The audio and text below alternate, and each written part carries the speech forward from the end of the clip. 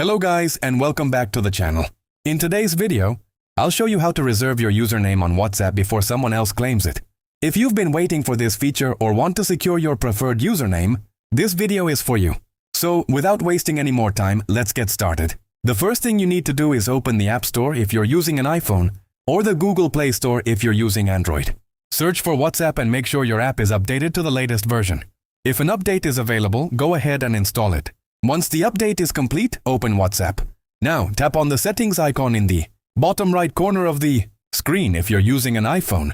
On Android, tap the three dots in the top right corner and then select Settings. Next, tap on your profile at the top of the screen. If the username feature is available for your account, you'll see an option called Username. Tap on it. Now you can enter the username you'd like to reserve. For example, if I type Samir Ahmad, WhatsApp tells me it's unavailable because someone has already claimed it.